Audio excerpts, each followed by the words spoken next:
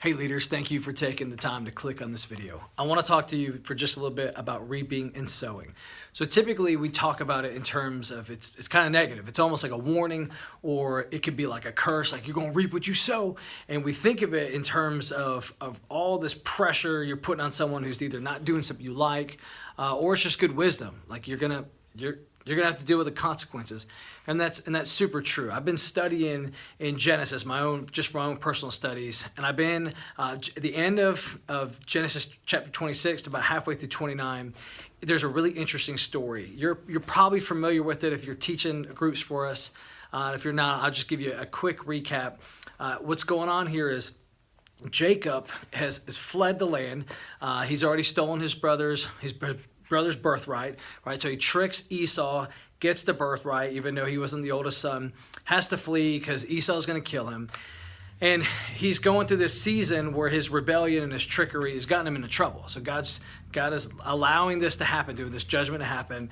And in a point in this story, he's ready to take a wife. So he goes and sees his uncle Laban, and he's got these two this one beautiful daughter he's really interested in, and another daughter. And so what happens is he says he's in love with Rachel, so he wants to marry Rachel. And Laban and him strike a deal and says, hey, you're going to work for me for 7 years, and then you can have my daughter's hand in marriage. Laban tricks him. He ends up giving him Leah and says, hey, this is our custom. You've got to marry the oldest, the firstborn daughter, and then you can have the younger daughter. Ends up having to work for 14 years to get the wife that he really wanted. Now, it's a different time. We typically don't marry family. We don't talk about women as property. So we don't have time in this video to get into all that. But the principle here is it's interesting that Jacob deceived his older brother.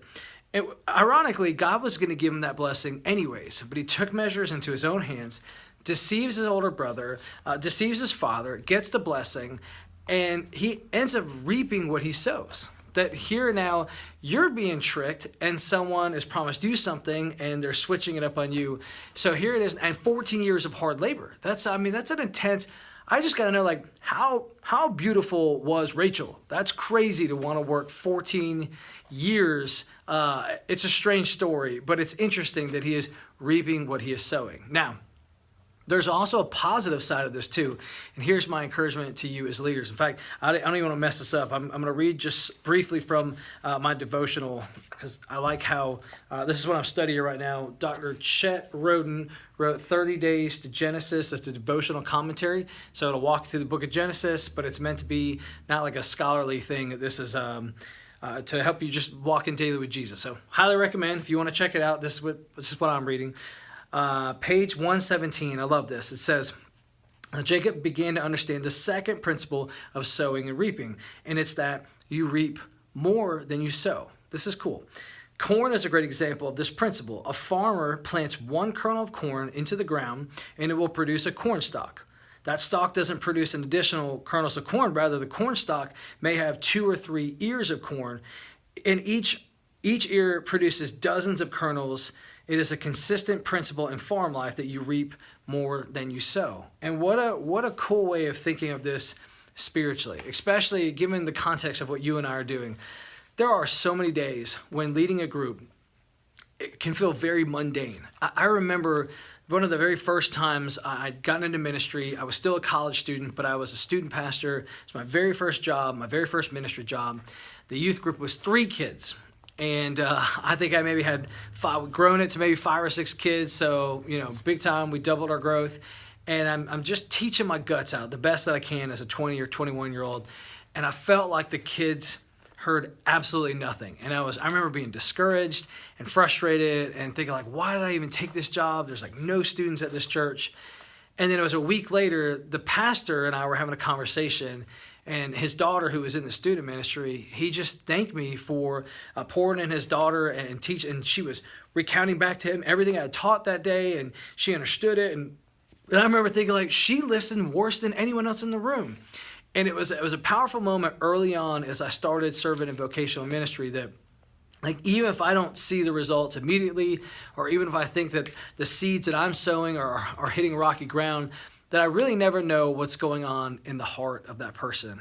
And of course, this girl, she grew up to become a lovely young woman, and she's got a family of herself now. She's active in church. And here at the time, I'm thinking when she's 14 and in my student ministry, I'm like, I don't even think this kid's saved. She's the typical pastor's daughter. It was just wild. I just remember thinking, wow, they heard way more than I thought. I promise the people that you're leading, they hear way more than you think they do.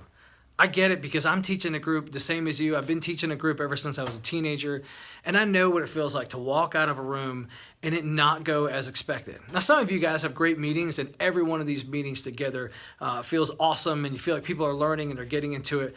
But if we're all being honest, there are days that you feel like you got up to bat and you just struck out. Maybe you said something wrong. Maybe you quoted something wrong. Maybe you had conflict within the group, in the moment, in the room, and you felt like you didn't diffuse it well enough. Maybe someone asked a question that was just out of your depth and you didn't know how to answer. We all have those days where we feel like, man, I just really failed. And if we're being honest, a lot of us want to quit. We get to that point and say, I don't think I'm making a difference. And you start selling yourself on the idea that someone else would be so much better at this. I should step down. I should back away.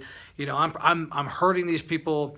Now, for sure, you need to show yourself as a workman approved. You need to study your lesson. You need to spend time in God's word. So don't cheat your people on the experience. But I would say that is a lie from the pit of hell that the devil wants you to believe that you are not being effective. The biblical principle of sowing and reaping is not all negative. Think of it this way. We'll finish with this thought. When you scatter seeds, let's say, for argument's sake, it's the person that gives you very little feedback in group. They contribute very little. They seemingly never want to pray. You think that you're just wasting your time with this person. But consider maybe what they do with what you're teaching them outside of a church context. The mom who's timid and shy and doesn't want to pray in front of people or doesn't want to share anything about what's going on in her life may be discouraging to you, but that may be the mom who is teaching her 3-year-old and her 5-year-old what prayer looks like. It could be the grandmother that has made sure that every one of the 12 grandchildren has heard the gospel and grew up in church. And think of the exponential factor there. You got a grandma or a mom who is helping raise the next generation, and she's pouring into those children, and then those children end up extending out, and they get involved in student ministry, or they go into ministry, or they're serving, or they're working this weekend at the egg hunt, or they're volunteering on staff, or there's no talent. We never really can feel the full repercussions of the good seeds that we sow. One person can end up affecting dozens and maybe hundreds and even millions, depending upon who it is. The story that's real commonly told is of Billy Graham's predecessor was just a Sunday school teacher. And he just happened to share the gospel with the right kid who became a big famous missionary who, at one of his crusades, Billy Graham gets saved. And of course, he becomes this big famous evangelist. You just never know the power that's happening behind the scenes, what's happening spiritually in their lives. You are making a difference by showing up every week, coming prepared. You are making a difference in their heart. My dad went to church for decades before the gospel ever took root in his heart. Someone had to be a seed sower along the way. Since even though it took over 30 years for my dad to say yes to Jesus, he spent the next 30 years volunteering as a student worker, ministering to hundreds and hundreds and hundreds of high school and middle school students. Several of those now are leaders in their churches, they're deacons in their churches, and several of them are pastors on staff at different churches. It only takes one kernel to produce multiple ears of corn. I promise that the seeds that you're sowing, they are being reaped in a positive way. It's not always negative. God is doing more with you than you think.